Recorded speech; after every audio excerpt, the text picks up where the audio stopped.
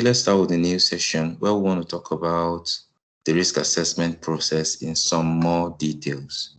All right. So the risk assessment process goes through these from selecting the risk matrix down to monitor and review. The most important aspects of the risk assessment process is highlighted here in the red dotted line, which is identifying the risk and the hazards, and to analyzing the let's go back to analyzing the risks, okay, and three, evaluating the risk. So the risk assessment process simply consists of identification, okay, analysis, okay, and evaluation.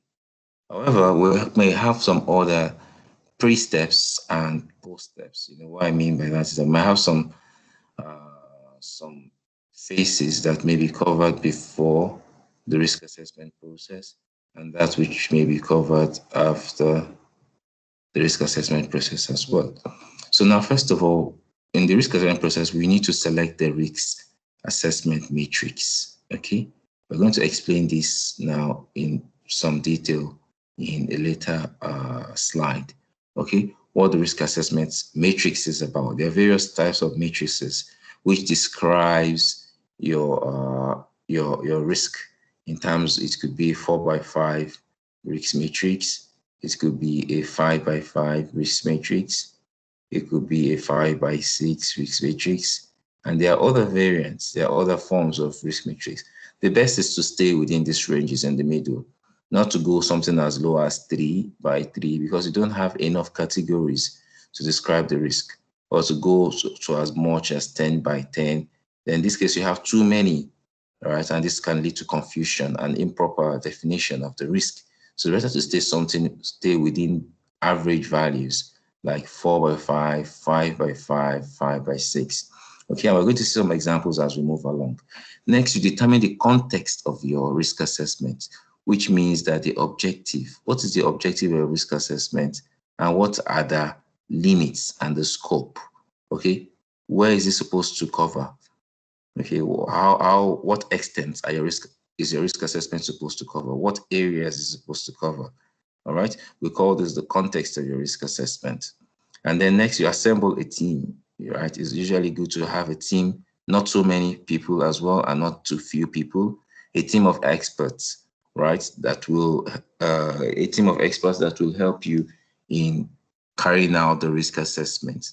This will involve people that have knowledge of the various areas and the hazards involved in the process or the system that you're trying to carry, or the workplace or facility which you're trying to carry out the risk assessment. Now, the team will have a facilitator, a leader, which will probably be you as the HSE officer, consultant, or manager. It will also have the risk analyst, or the risk consultant, or the risk control specialist. This will, or risk engineer. These people could also serve as the facilitators of the team or the leaders of the team. You can also have one person in the team that is also good at communication, because they will need to communicate the results of the risk assessment effectively to all potential stakeholders. Now, next is that you identify the hazards and the risk. Hazard identification might take a very long, it might be a very crucial process, okay? Is a crucial process in the risk assessment, because you need to identify various hazards related to various sources or causes, and hazards related to various tasks, equipment, or materials. Okay, so you have here what you call the hazard analysis phase, and we're going to explain that in detail as well. Next, you have the analysis phase, where you analyze your risk in terms of the consequences and the likelihood, or maybe there might be some other factor in the risk which you're considering in the risk. And in this case now, you may come up with another number. Instead of the risk score, you might come up with what you call the risk priority number. I'm going to explain this as well. Then you come to risk evaluation, where you determine if your risk is acceptable or is not acceptable, depending on the criteria which you may have established when you establish the context. In establishing the context as well, you also establish the criteria for acceptance of your risk assessment. Here you determine what falls within your ALAP region, okay? And then next, you treat the risk. We have various risk treatment methods. You might want to treat the risk, okay? You might want to retain the risk. You might want to transfer the risk, you know, things like that, okay? So we talk about various risk treatment methods as well. Documenting the risk, you have to provide documents, okay, to document all these phases, okay, from the selecting the risk matrix to establishing the context, assembling the team. You have to document the names of these team members, their qualification, their experience, the identify hazard and risk, analyzing the risk, evaluating the risk, the risk treatment methods that you have used and how you selected them, what techniques have you used to compare the various alternatives available, and then also how you plan to monitor and review your risk, your risks and controls that you've put in place, or to treat those risk treatment methods for those risks. So you might want to use a risk register, where you have the risk identified, you have the risk levels, you have the current risk level, you have also recommended controls, that's the treatment methods, and you have the follow-up dates, schedules, and times, the people responsible for that. So you might want to use all this to monitor and review the risk, and also see the performance of this risk to see if it is actually effective in reducing workplace accidents. So you might want to do all this. So here, let's look at the risk management process, or the risk management process according to ISO is all what you have in this diagram. In the middle right here, you have the risk assessment process. This is risk identification, risk analysis, and risk evaluation.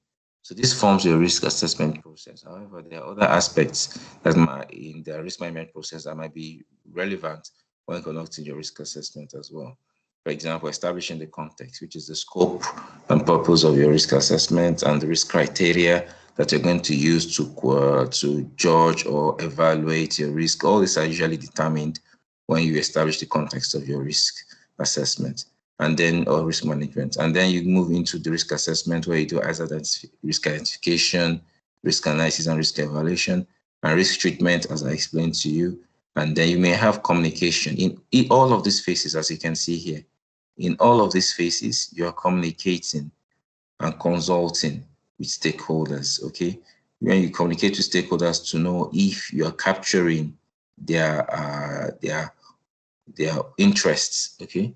To see that interests are well captured throughout the process. So you communicate and consult with them, and also you monitor and review all this. So monitoring and reviewing might involve modifying your scope and the context of criteria, might involve making modifications to the risk identification. Probably you have new risk and new hazard, as well as risk analysis, risk evaluation, and risk treatment.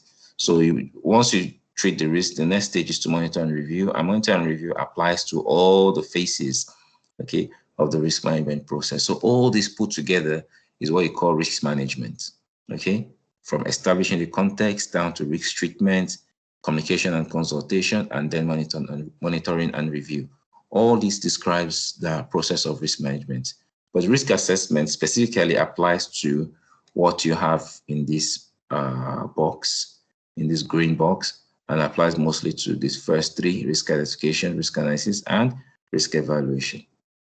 Now, these are some of the tools that can be used in the risk assessment process. If you look at the first process, which is establishing the context, you have what you call the risk criteria. Okay, so you want to establish the risk criteria, risk scoring system. Okay, you know what scoring system you want to use, what's the risk criteria you're going to use, if you're using a 4x4 matrix or 5x5 matrix.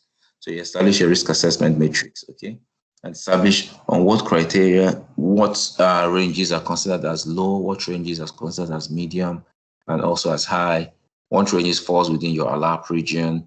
Also carry out Pareto analysis to determine the scope, okay, the scope of your, or limits of your risk assessment. So Pareto analysis basically is what you call the 20-80 or the 80-20 rule, okay?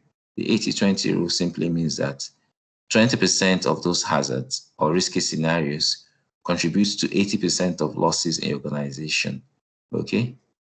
So 20% are responsible for 80, because you could have potentially over 100 risks, okay, or risky scenarios in the workplace. But not all those risky scenarios actually contribute to the occurrence of a real risk. Yeah, this is in one angle. The other way is that some of these risky scenarios, the effects are some maybe negligible or maybe very, very little. They may be controlled immediately, or identifying the hazards and then putting in place controls might be sufficient. It might not require that you need to go ahead to carry out a risk assessment and identify priorities. And, to carry out risk assessment, you need to identify that 20% of the hazards that is responsible for 80% of losses in your organization. All right. So it is for this 20% that you carry out the risk assessment. This is called Pareto analysis. So based on that, you can establish the context of your risk assessment, which means that you identify the risks that qualify for the risk assessment. Now, the next stage is to carry out a risk identification. Now, to identify the various risks in your organization, there are various processes. One can be through brainstorming sessions. Brainstorming sessions means, coming together with your team members and trying to think or come up with various risky scenarios. This could be based on your experience and your knowledge of the area, or the knowledge of the context of which the risk assessment is meant to be carried out for. All right. Also, you could do this for checklists. Okay, you can use checklists as well to carry out risk assessment. Sometimes this can be combined. You can use checklists and brainstorming. Okay, the checklist can help to guide you to know what are the various risks that are in the workplace. Okay, so sometimes this checklist will have various categories and potential risks that can possible risk in each of these categories. So they're just meant to guide you. You could add to this. Okay, you could add to whatever you find in the checklist. Delphi technique. Delphi technique means a way to agree between various members of the team. Usually they come to a decision and then they review this decision in the second round, and then they review the decision in a third round. This is called the Delphi technique. So Delphi technique can also be used along with the checklist or during brainstorming and things like that. And you have other techniques, including the design safety review, hazard identification, and nominal group technique. Now let's look at here risk analysis. So you have various risk analysis methods, which we're going to also describe most of them during this course. We have the bow tie analysis, event tree analysis, fault tree analysis. By the way, event tree and fault tree combined together makes up the bow tie analysis. Then you have what we call failure mode and effect analysis, FMEA, hazard and vulnerability study, job risk assessment, GRA, or job, we call it GSA, job safety assessment, I believe. Okay. Also, we have layer of protection analysis. Okay. We have preliminary hazard analysis, PHA. You have strip bow tie assessment, and you have structured what if technique. So these are examples of techniques that can be used for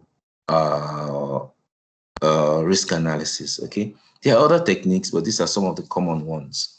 Okay. Now we could have risk evaluation. Now, risk evaluation determines how you evaluate your risk. You could have as low as reasonably practicable, which means you want to know what range of risks are going to be considered in this region, which means that it's acceptable or it's not acceptable. You have a risk heat map as well, which is a way to graphically represent your risks, to know which one of them falls within the red region or the yellow region or the green region, where the red region usually means risk that is unacceptable, and the green region and yellow region means risk that is acceptable, also depending on your evaluation criteria, with some risk might be acceptable only with modifications, if modifications are being made. Also, you could have risk indices as well. You have also communication and consultation, like plan, do, check, act model, risk-based decision-making, risk assessment triggers. So these are various tools that can be used for risk communication. You have risk treatment, right? The risk treatment now means controls that you put in place, how you want to control the risk. One of the most common ones is what you call the hierarchical controls, the HOCs, which comes from avoidance and elimination down to the use of PPEs. These are the various ways which you can control the risk. Other ways to determine the, apart from following this hierarchy, other ways to determine the best or most suitable control or treatment method is to use multi-criteria analysis, where you compare various retreatment alternatives using some criteria, right? And this criteria, you can set some criteria to determine the effectiveness or the suitability of various control methods. You can also determine the impact on your business by doing business impact analysis, cost benefit analysis by comparing the costs of those treatment methods along with the benefits from those treatment methods. Other ways can be through non-financial benefit analysis.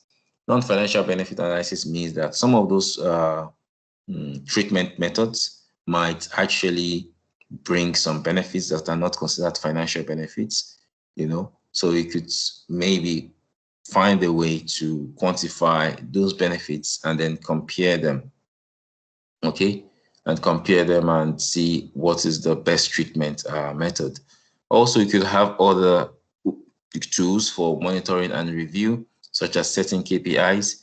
These key performance indicators could mean how the controls or the treatment methods have helped to improve health and safety in organization, improve the productivity and quality of products in the organization, improve the status, the image of the company, and also the bottom line, the overall bottom line, or the profitability of the company, or how it has helped to reduce hazards, to reduce accidents, okay, to reduce near misses, to reduce losses, damage to equipment, to reduce production delays. How this risk assessment process has helped to do all this could help you to monitor the risk assessment process and see the effectiveness of risk assessment process, or if it needs to be modified, if the risk assessment should be done all over again, or see if some important aspects of it needs to be modified.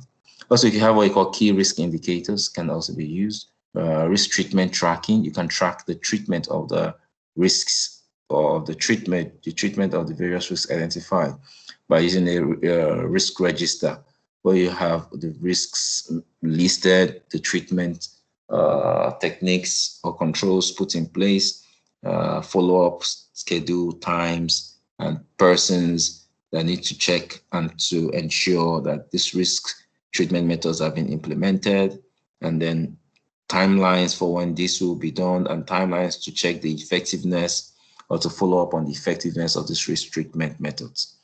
Also, you could have risk performance measurements, risk register. So these are various tools that can be used in monitoring and reviewing the risk assessment process. Now, let's look at here a more step-by-step systematic flow chart for the risk assessment process. You can see here that it has about 10 steps, okay?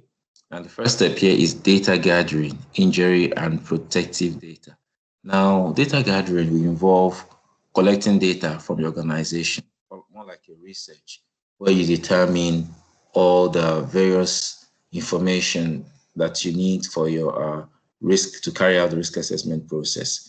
Now, data gathering will involve collecting data on the equipment or facility or machine or the workplace or tasks for which you want to carry out the risk assessment.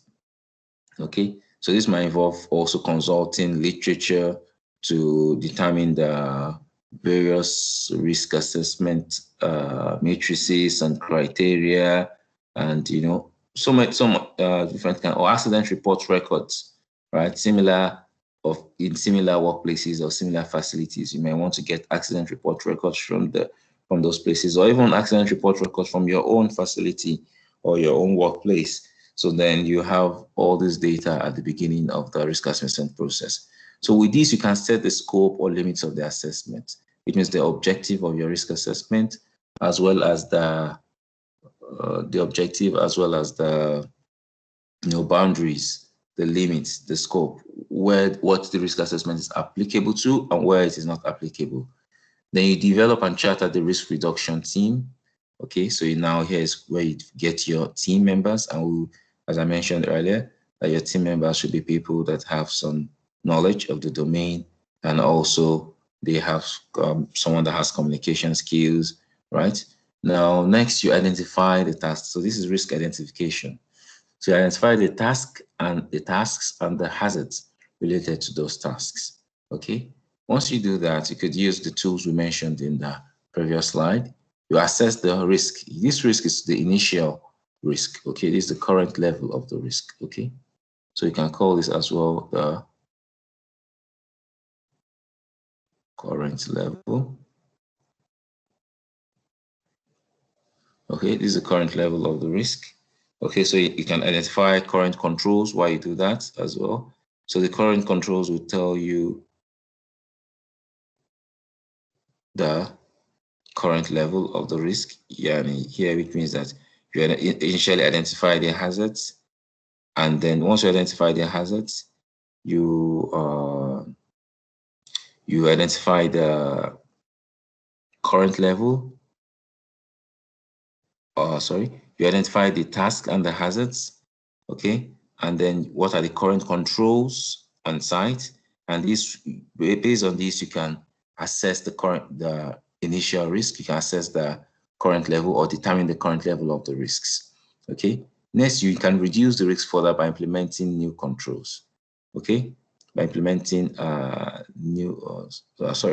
Now you can, firstly, you identify the hazards, and then you assess the risks. Okay, the risk is going to be based on initial scoring system. You identify the current controls, but you don't apply the current controls yet. All right. So once you do this, then you can test the current controls, test and verify the current controls in this second box. Yeah. And this helps you to reduce the risk. Okay. So you can reduce the risk to identify the current level of the risk. Okay. Okay. Once you verify the current controls, you identify the current level of the risks. Once you do that, you now apply new controls. These new controls are recommendations from you. Okay. These are recommendations that you make.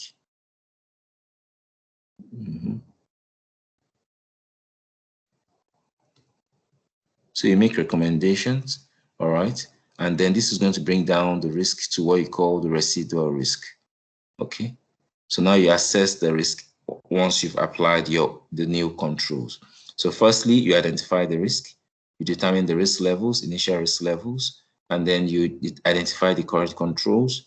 Based on the identification of current controls, you verify these current controls and check the current level of the risk. What I mean by current controls means that the controls that are already on site. Okay. For example, you might find that the workers are using PPE, some form of PPE, or you might find that they have some form of training. These are examples of current controls. All right. So you apply these current controls to know what's the current level of the risk. And then after that, you make your own recommendations. That is the new controls. And then you reassess the risks to determine the residual risks. Once you've done that, now you have to make a decision to know if the residual risks are acceptable. So if this is not acceptable, then you have to go back to start the process, all from identifying the risk up to determining if the risk is acceptable. If the risks are acceptable, then you have to move on to documentation of the results. And with this, your evaluation is complete, okay? And controls measurement system, you have to put in place a way to measure the controls to know its effectiveness. That is monitoring and control, to know if the controls that you put in place are effective. Otherwise, if there are new hazards developed and if you have to go back again to restart the risk assessment process. So if everything is all right, you can also as well go back to establish the scope of your risk assessment, because the risk assessment is a continuous process. So you may as well go back to reestablish the process of the scope and limits of the assessment and go all the way down to assessing the risks. So let's look at them one by one from the flow chart. The select risk assessment matrix, which is the purpose of the risk assessment. So that is the objective of your risk assessment. And this provides a method to categorize combinations of probability, right, of occurrence and severity of harm, thus establishing the risk levels. Right, that is the risk assessment matrix. Okay, that is the job of risk assessment matrix, to determine the combinations of probability and occurrence and severity of harm, and with that you can establish the risk levels. Now, it is important that the risk rating criteria and metrics used by an organization are consistent. So you have to use this consistently in identifying your hazards, and it should be unique. Now, when developing or selecting a risk assessment matrix, which expresses numerical values, rating criteria should be standardized so that a lower risk should risk score or risk priority number value indicates a lower risk level. So basically, when you have your risk assessment matrix, your risk score or risk priority number, the lower values like 1 should be for low risk, while 10 should be for high risk. So 10-point risk scale, you have 1 considered as the lowest level and 10 as the highest level. And this should be for all the risks that are identified. So it should be consistent for all risks that have been identified. Now, this is an example of what a risk assessment matrix looks like. So this risk matrix is basically mostly used for what you call qualitative. Mostly for qualitative risk assessments. So you can see that we have here the consequence, okay, and here we have the likelihood. And you can see here we have the descriptions. So you have a risk that is مثلا occasional, which means once in a while, it doesn't happen all the time. And consequence is marginal, it's just between negligible and critical. Then you could have a medium risk. Okay, so this is how you carry out the evaluation of the risk. Another example of a metric is this one, which suits more for a semi-quantitative or quantitative assessment.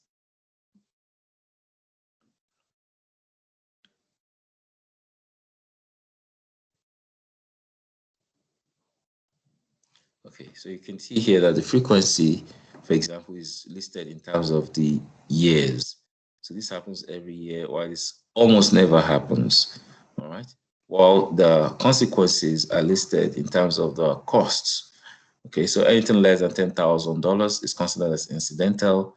Anything greater than $500,000 is considered as what, catastrophic. So let's imagine we have a risk that is considered minor, between $10,000 and $25,000 of losses. So if you categorize it as minor, I would say that this happens between 5 to 10 years, or every 5 to 10 years. That's the frequency. Then we can say that this risk is what? 6. You can give it a value of 6. So basically, this is how you assess the risk. These are other examples of risk assessment matrix. You can see we have this one here, which is coming from the military standard, and it's a 5x4 matrix. This is a 5x6 matrix coming from ANSI. This is a 5x5 matrix also from ANSI, and there are many other risk assessment matrix. Some people can go as low as 3x3, okay, to as high as 10x10. But many professionals do not like these extreme values. They like something in the middle, okay? They like something in the middle, just like what we have here. We have 4x5, we have 5x5, and we have 5x6. So many professionals prefer something in the middle, not something to the extreme, because when you have 3x3, then you don't have enough categories to properly define your risk. And when you have too high by 10x10, you have too many, you have too many categories, and this creates a lot of confusion. This might create some confusion. So you prefer to stay somewhere in the middle. However, so we can see here we have severity, catastrophic, critical, negligible, all right? And here frequent down to eliminated, and then you can determine the risk level from the matrix. Similarly, you can do that for this other one as well. Now you can see here we have some definition. Very high risk is 15 or greater. High risk is 10 to 14, and low risk is 1 to 5, moderate is 6 to 9. All right, so anything you calculate your risks level. If it falls within any of these ranges, you can use this as a criteria to evaluate the risk. Now you can see here also we have this high risk 15 or greater. Now what is the decision or the action that should be taken? Operation not permissible, immediate action is necessary. It means if you have any risk, calculated risk level that is greater than 15, then this is the decision to make. This one, you have to do all this right from the beginning of your risk assessment when you set the criteria for your risk or the context of your risk assessment. Now, if any risk that's level that's between 10 to 14, remedial actions to be given high priority, 6 to 9, remedial actions to be taken at appropriate time, and 1 to 5, remedial action discretionary. It means up to you. You can decide if any action is to be taken or if the risk can be accepted the way it is. So basically, these are the this is the risk assessment matrix. Now let's look at what to talk about establishing the context. The context is to define the scope and purpose of the risk assessment. You set boundaries for the assessment with internal and external parameters. So firstly, the purpose, which means the objective of risk assessment, and the scope, the areas it's meant to cover. Now, the boundaries of the assessment, you can determine that using some internal parameters like your resources, your knowledge, culture, and value, amongst others. So basically, how much resources do you have for the risk assessment? How far can you go? Do you have the people? Do you have the time? Do you have the money? And do you have even the knowledge, that is the experience, the technical knowledge required for a particular kind of risk assessment? In the case whereby the knowledge is not available, you might need to hire an expert from outside the organization. And this will also determine if you have the resources for that. Also, the culture and values of the organization might also help to determine the boundaries of the risk assessment. Now, it may also be external parameters such as legal, regulatory. There might be some legal requirements for you when you carry out this risk assessment, as well as regulatory requirements, economic perceptions of external stakeholders. Now, the context of your risk assessment should be clear, it should be concise, it should be well understood by all stakeholders. And you should clearly define and communicate the risk criteria and acceptable risk level. Okay, so in your context, you have to determine exactly what's the risk criteria and what risk level do you consider acceptable. All this should be clearly defined during establishing the context. Next is that you assemble the team for the risk assessment. That's the members that are going to work with you during risk assessment. Now, with this, the context of the risk assessment assignment will determine the size and makeup of the team. Now, use cross-functional group of individuals. Cross-functional means they're coming from various disciplines. All right. You might have the safety analyst or the risk analyst as the head of the team, but you have members from other departments, mechanical, chemical, civil engineering, depending on the kind of process, systems engineering, all industrial engineering. All this depends on what process, what system, what kind of facility are you doing your risk assessment for. All right. So these people should be people that have knowledge of the hazards applicable and operations of that particular system. Now, many require outside expertise in more complex scenarios. If you have more complex systems, you may need experts or consultants. Right, good communication skills is essential. It's also very important. And you may need to hire someone or include someone in your team that has good communication and communication skills. Now, next is that you identify hazards and the risks. In identifying hazards are the source of the risk. Okay? Because if the risk has to be assessed, hazards must first be identified. Risk identification now is defined as a process of finding, recognizing, and recording risk. Okay. So one thing about risk identification is, first of all, you have to find the risk. Okay, that's number one. You look for the risk. So you try to recognize the risk, and then you record this risk. Anything you do in this process is called risk identification. The key components of this risk classification is to identify the causes of the risk, causes and source of the risk. That's number one. Okay.